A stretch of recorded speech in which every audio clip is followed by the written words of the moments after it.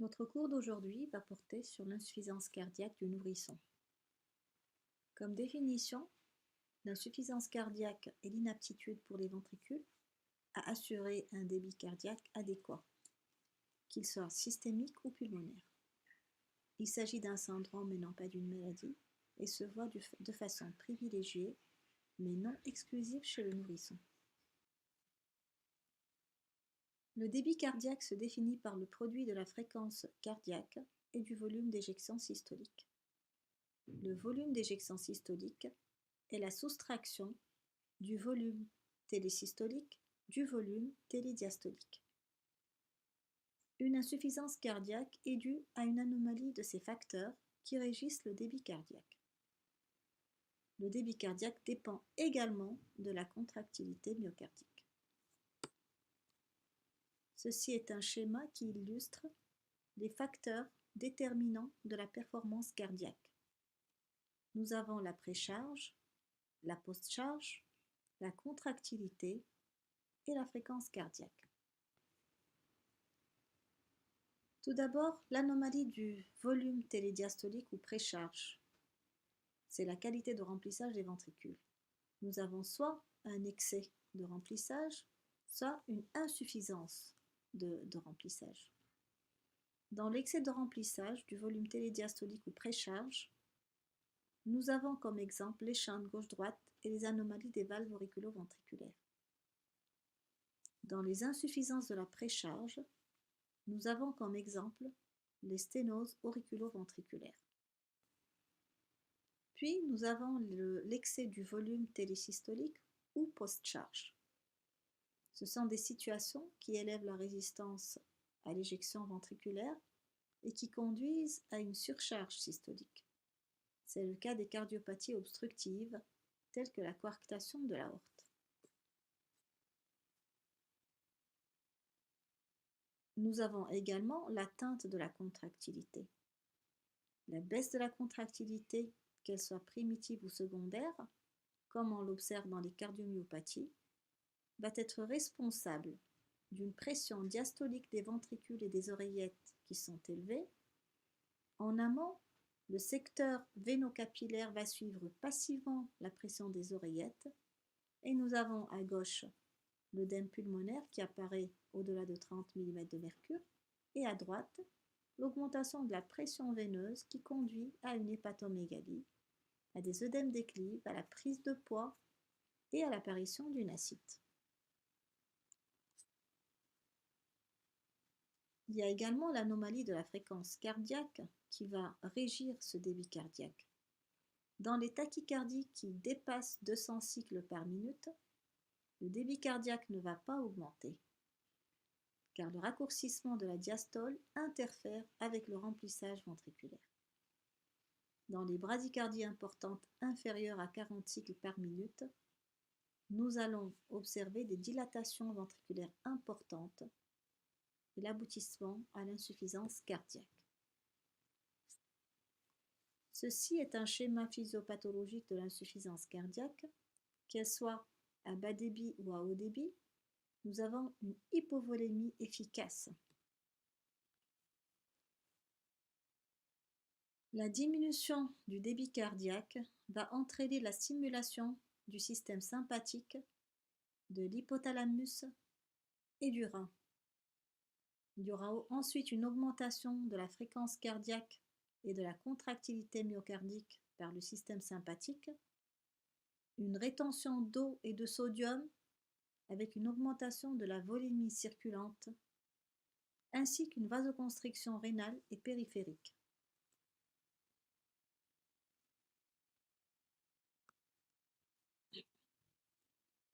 L'insuffisance circulatoire va être responsable d'une vasoconstriction des organes les moins nobles, tels que la peau, les muscles, le tube digestif et, au bout, une défaillance multiviscérale.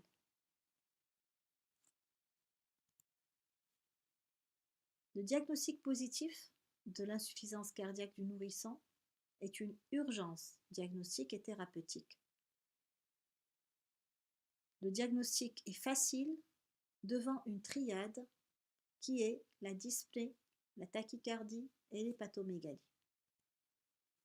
La dyspnée va se traduire par des signes plutôt digestifs, des difficultés alimentaires représentées par une fatigue rapide à la tétée ou bien une prolongation de la durée des tétées, l'incapacité de terminer la ration et les sueurs généralisées et profuses en fin de tétée. Puis nous avons des signes respiratoires représentés par une tachypnée superficielle devenant permanente et à un stade avancé, un véritable état de détresse respiratoire. Ensuite, l'hépatomégalie qui est constante, qui est douloureuse et qui est plus ou moins associée à la turgescence des veines périphériques et surtout jugulaires. La tachycardie, qui est une réaction normale à la baisse du débit cardiaque, elle a une grande signification quand la fréquence cardiaque est comptée au repos et nous avons très souvent associé un bruit de galop. À côté de ces signes, nous pouvons aussi observer des œdèmes. Ces œdèmes sont très tardifs, peuvent se voir surtout au visage, dans les paupières, mais ils peuvent s'exprimer aussi avec une ascension de la courbe de poids seulement. Le collapsus cardiovasculaire, qui certes est inconstant, mais quand il survient, il est très grave, va se traduire par une agitation anxieuse, un teint grisâtre, avec des pouls qui sont mal frappés, des extrémités froides et marbrées, une oligurie, ainsi qu'un pincement de la tension artérielle. Il est très important de diagnostiquer ce qui n'est pas insuffisance cardiaque.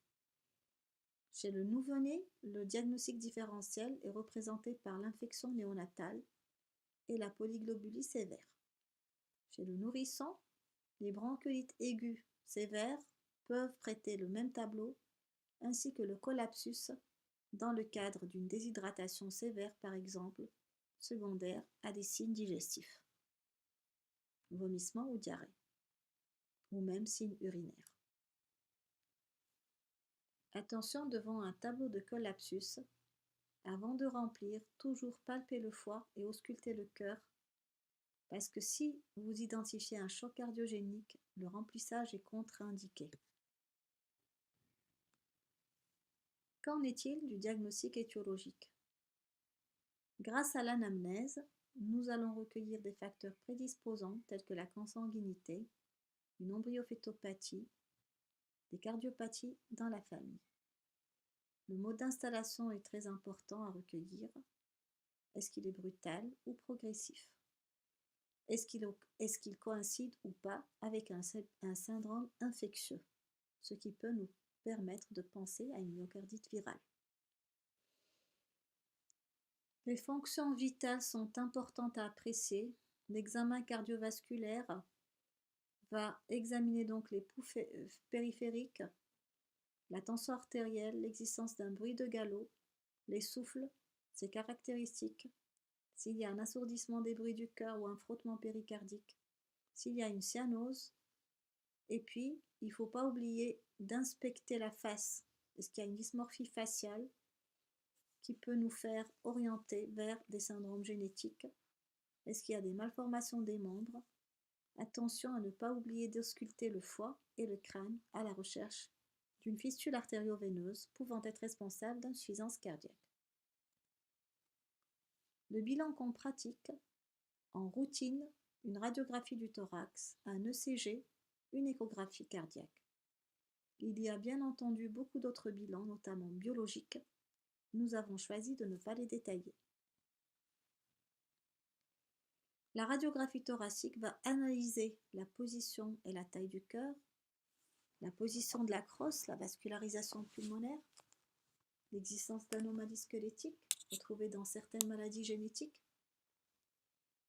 Puis, on va calculer la cardiomégalie avec le rapport cardiothoracique. Ce rapport cardiothoracique est altéré quand il dépasse 0,6 chez le nouveau-né, 0,55 chez le nourrisson et 0,5 chez l'enfant au-delà de 2 ans. Le degré de la cardiomégalie, la forme du cœur et l'état de vascularisation pulmonaire fournissent des éléments d'orientation étiologique.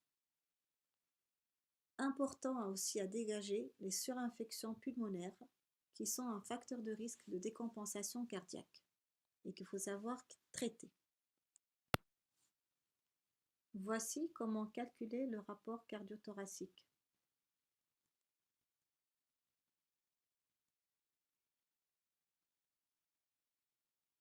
C'est le rapport entre le diamètre maximal du cœur et le diamètre maximal du thorax mesuré sur un cliché de face pris debout en inspiration profonde. Ce tableau illustre l'apport de la radiographie thoracique dans l'orientation diagnostique des cardiopathies congénitales.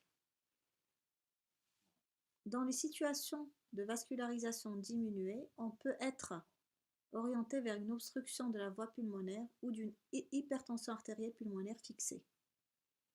Dans les situations de vascularisation pulmonaire augmentée, on peut être orienté vers les shunts gauche-droite ou les fistules artério-veineuses.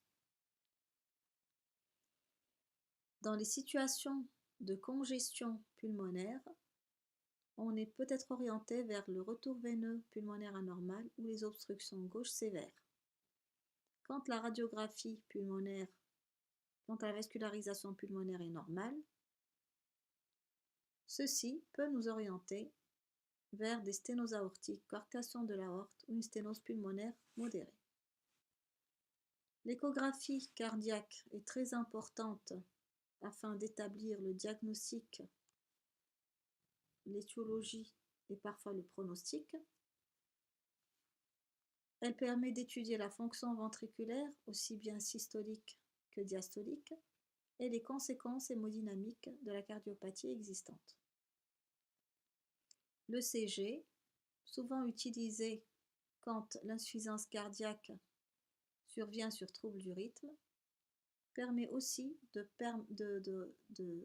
noter des anomalies de la repolarisation ventriculaire, une hypertrophie ventriculaire gauche, un microvoltage dans 10%.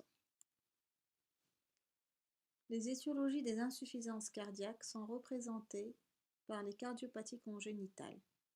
Elles sont fréquentes, dominées par les shunts gauche-droite, les anomalies obstructives du cœur et des cardiopathies plus ou moins complexes. Toujours chercher un contexte malformatif d'origine génétique, comme certaines trisomies ou les délétions chromosomiques. Les shunts gauche-droite font augmenter le débit pulmonaire et peuvent évoluer vers une hypertension artérielle pulmonaire fixée. Nous avons des signes de bas débit systémique représentés par une hypotrophie, une pâleur et des sueurs profuses. Nous avons également des signes d'hyperdébit pulmonaire qui se traduit par un bombon thoracique, une dyspnée au TT et au cri. À l'auscultation, nous pouvons observer un roulement d'hyperdébit, un éclat du deuxième bruit pulmonaire. Et puis, à côté de cela, le souffle, quand c'est une CIV, le souffle est typique et évocateur. Et à la radiographie de thorax, on retrouve une hypervascularisation artérielle pulmonaire, parfois des troubles de la ventilation. Les cardiopathies congénitales responsables de shunt gauche-droite ont déjà été détaillées dans un cours précédent. Les communications interventriculaires, qui sont les plus fréquentes des cardiopathies congénitales, la persistance du canal artériel, qui est une structure qui joue un grand rôle durant la vie fœtale et qui lie l'artère pulmonaire à l'isthme de l'aorte. Les communications interauriculaires, quant à elles, sont très rarement responsables d'insuffisance cardiaque chez l'enfant. Les anomalies obstructives du cœur, sténose aortique critique de l'aorte ou coarctation de l'aorte. Les autres cardiopathies congénitales, telles que le CAV, fréquent chez les Down syndrome, les retours veineux pulmonaires anormaux, la transposition des gros vaisseaux, la maladie d'Epstein, le ventricule unique, ou bien l'anomalie de naissance des artères coronaires. À côté des shunts gauche-droite, nous avons les myocardiopathies qui sont responsables d'insuffisance cardiaque du nourrisson. Et ce sont souvent les myocardiopathies dilatées qui donnent l'insuffisance cardiaque chez le nourrisson. L'étiologie de la myocardiopathie est souvent idiopathique ou familiale, et parfois c'est une infection virale qui va déclencher la myocardiopathie, qui sera responsable d'une myocardite, surtout en bas âge. Les myocardites virales, qui comme leur nom l'indique, sont secondaires à une virose, souvent après une infection bronchopulmonaire. Différents virus sont en cause, le Coxsackie B, l'écovirus, l'entérovirus, le CMV, l'HIV.